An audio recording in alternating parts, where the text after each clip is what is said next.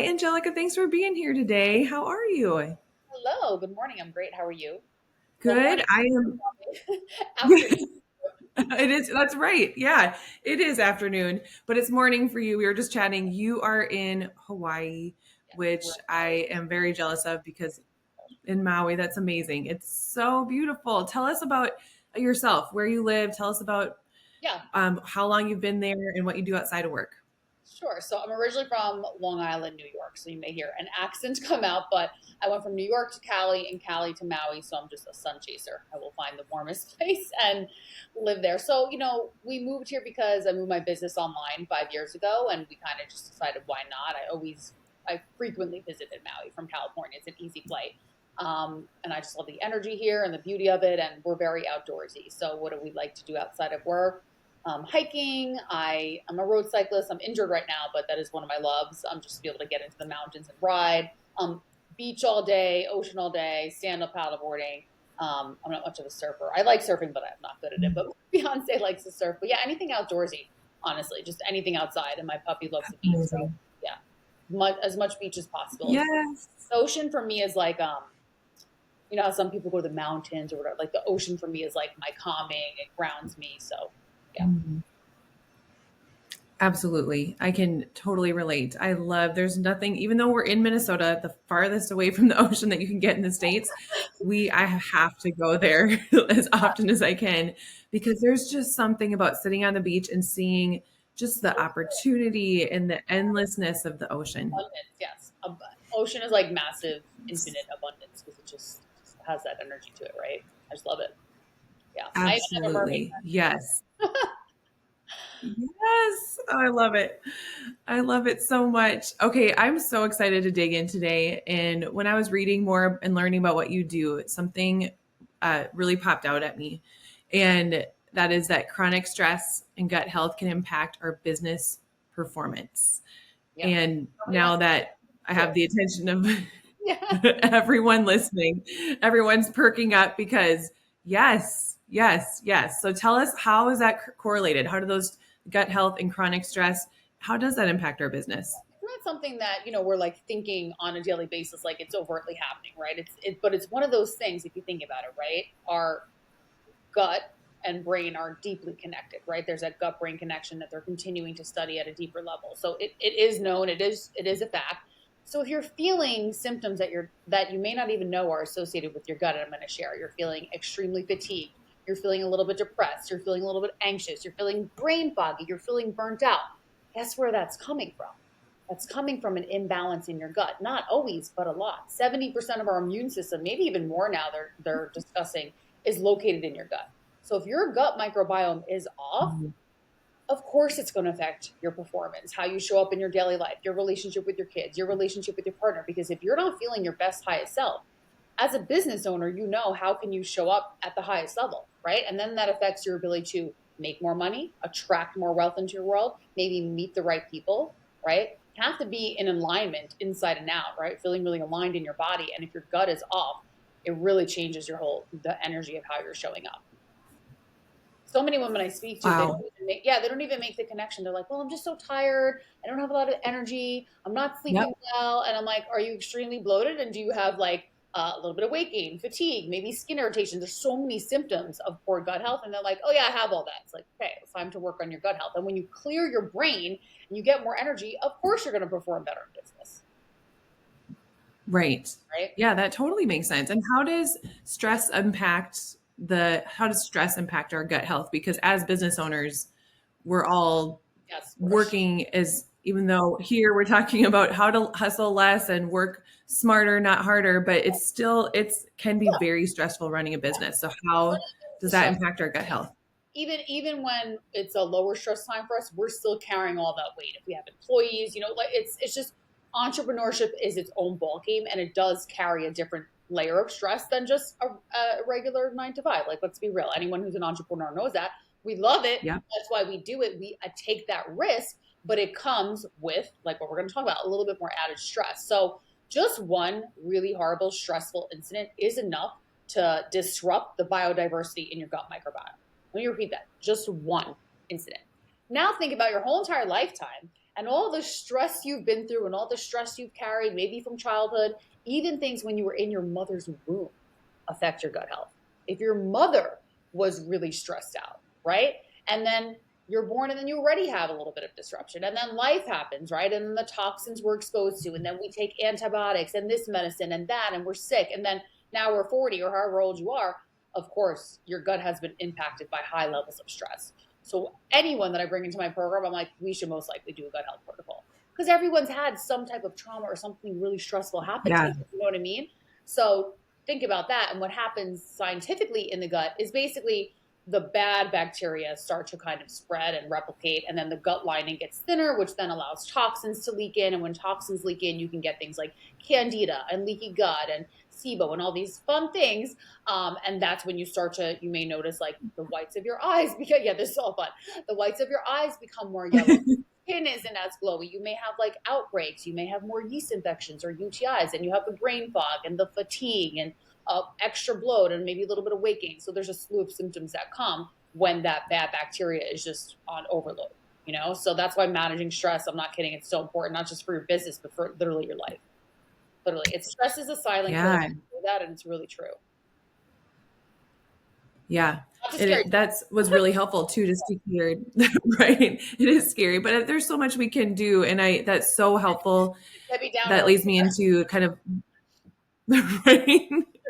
It's part of life. And especially like you said, it's a part of entrepreneurship. It is, and we need to be able to arm ourselves with tools to be able to protect our mindset and protecting our schedule, but also protecting our bodies from this chronic stress. So, what would be, you've mentioned a few symptoms too. Are there maybe like a few things that women can gauge listening today to gauge where they're at with stress and if it is impacting their gut and ultimately their performance? Yeah, so let's look at some of the most obvious symptoms. I would say, like, if you're extremely bloated, if like anything you eat at any of time of day, you're getting bloated, right? A lot of women walk around with this perpetual bloat and they think it's normal. That was me. It's actually not normal. Like, you should eat, and like maybe okay if you overeat or you had a little bit too much of something that has like, if I eat too much spaghetti squash, it has a high water content, so I'll feel a little bit bloated after, but that doesn't mean like I'm damaging my gut, right? But just in general, like if you're eating fairly healthy and you're like feeling bloated all the time, that's a sign that there's dysbiosis, which is basically inflammation in the gut. Then something we mentioned earlier was like just that extreme fatigue, like a little bit of brain fog where like you're waking up and you're like, even if you get a good night's sleep, you're still not feeling super clear. That's a sign too. I would say the fatigue, the energy, the bloat are some of the big ones, like some of the obvious ones. And then also like, are you going to the bathroom regularly? Are you constipated, or do you perhaps have like IBS, like diarrhea? You know what I mean? So paying attention to those symptoms.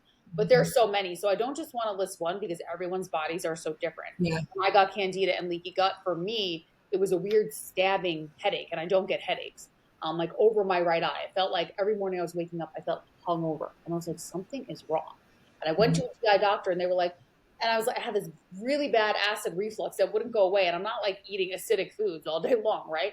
They're like, stop eating acidic Mhm. foods. And I'm like, no, that's not what it is. Something else is wrong. And that's when I decided to see a functional medicine doctor, get all these tests done and go deeper. And I worked with him for a year. And that's what really propelled me deeply into gut health. And I developed my own protocol because of what I went through, you know? So there's a lot of symptoms to pay attention to. So I think I listed out. Do you want me to list more? Yeah.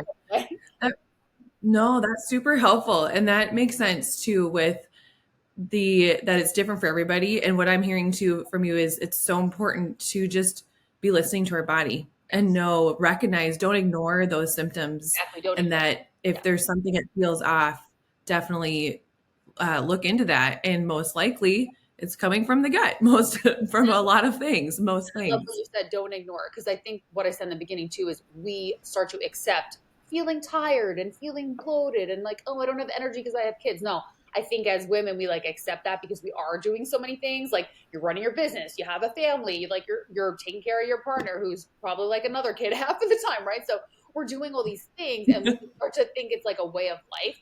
Like we think it's normal. So if you are really bloated, if you are really tired, pay attention to those things. Your body is screaming for help. If you're not sleeping well, that's another sign, right? So Yes. just all these things, like pay attention to it, tap it and reach out for help. Don't live like that because you don't have to, and you could feel so much better.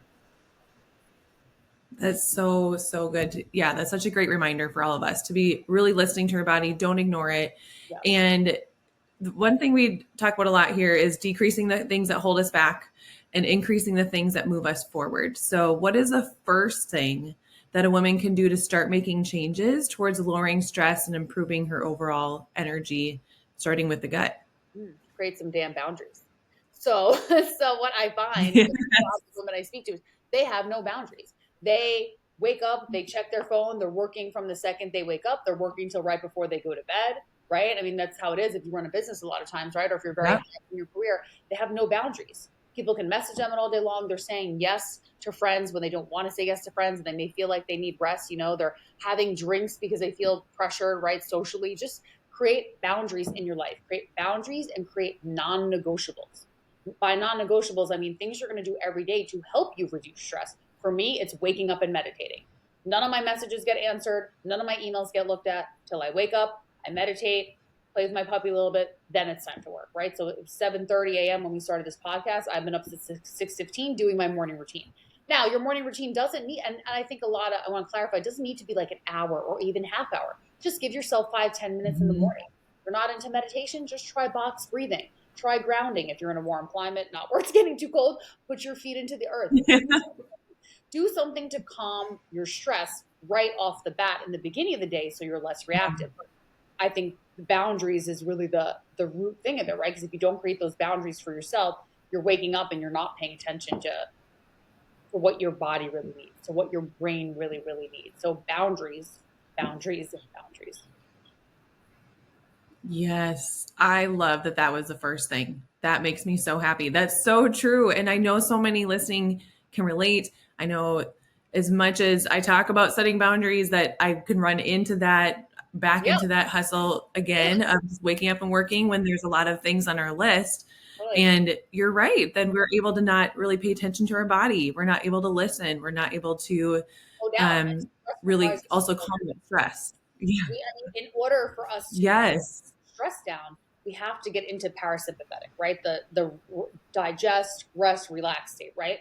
But we're all operating in the sympathetic, the stressed out state. So the only way to do that is through various modes, whether it's tapping, whether it's meditation, whether it's grounding, whether it's breathing, whether it's going for a walk, doing a little, yin yoga, things like that. We really have to learn how to get our bodies into that state. If you want to heal your gut, if you want to lose weight, you can't do it in a stress state. So many women come to me, they're like, I don't get it. I'm working out and I'm eating well. And I look at their food and yeah, I mean, they're eating good enough, right? And their workouts are fine. But if you're consistently stressed, the weight's not gonna come up, and the bloat won't decrease. So Yeah. yeah, yeah, Yeah, and our bodies, if they don't feel safe, it's going to hold on to it for sure. yeah. Hmm. Absolutely. That's so true.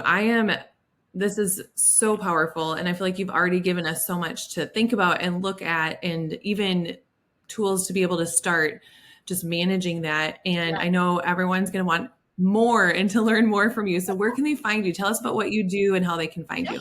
So I'd love for you guys to find me on Instagram. That's where I live. I live on Instagram. So at the Angelica Ventrice. So just the word the in front of my name. Because weirdly someone else has my name, which is I think I have such a unique name. That's on. Yeah. Right.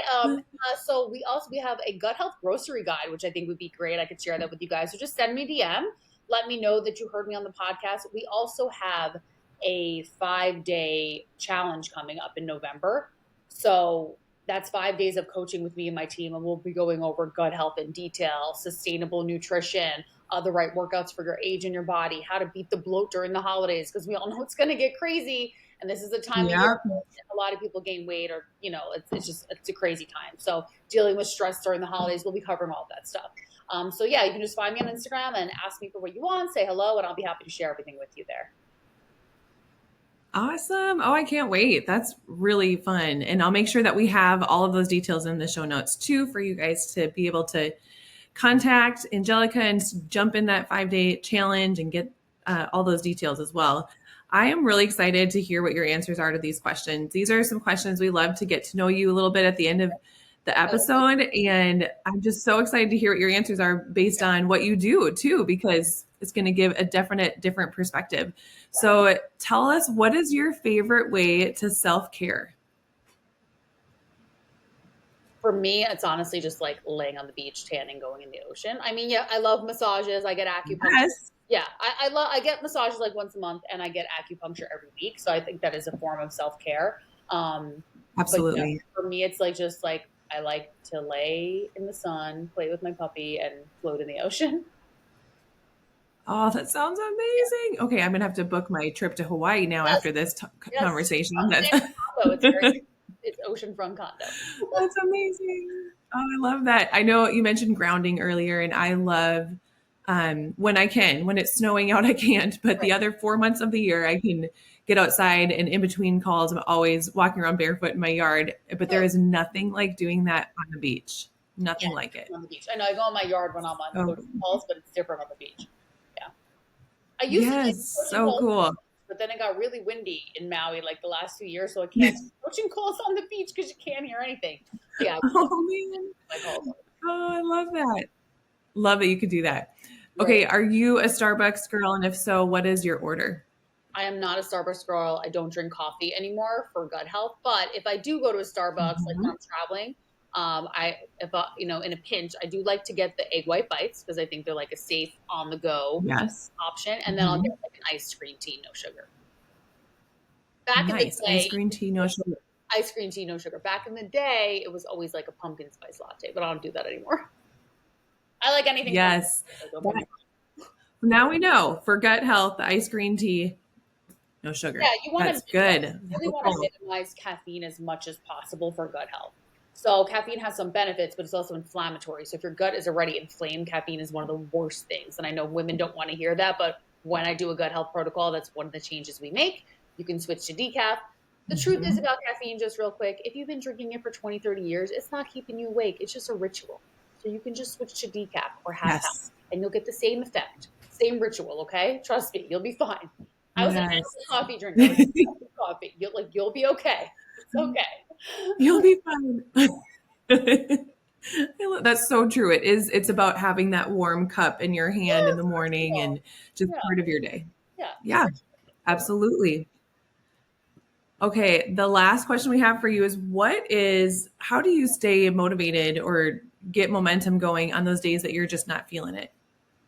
With like exercising or life or both. Either one, either one. On those days you wake up and you're like, I just don't want to do what I plan to do today. How do you keep that motivation going? I'm super type A, so I rarely have those days. To be honest, with my business, it's like I just wake up and I go. But there are days like that with like my working out, and I don't believe it's a thing of Yep. motivation. I just have built my discipline muscle. So my biggest piece of advice to women is to stop Yes. talking about not being motivated. I don't have the motivation because motivation is like taking a hot bath. The bath is hot, then it's warm, then it's cold. And how quick does that happen? Usually pretty darn quick, right? So stop relying on Yeah. motivation and start building, baby stepping up your habits and your routines and your identity from within to make those permanent shifts. I don't rely on motivation. I've kept 40 pounds of weight off for the last 13 years, not because I'm highly motivated, because I'm highly disciplined.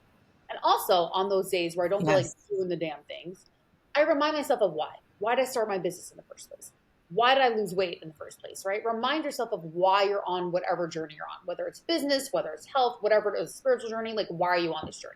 Your why is always important to be connected to if you need to write on your whiteboard, but remembering that. And then also just remembering that like discipline is a muscle just like any other muscle in your body and it needs to be worked on day in and day out. Not motivation, discipline.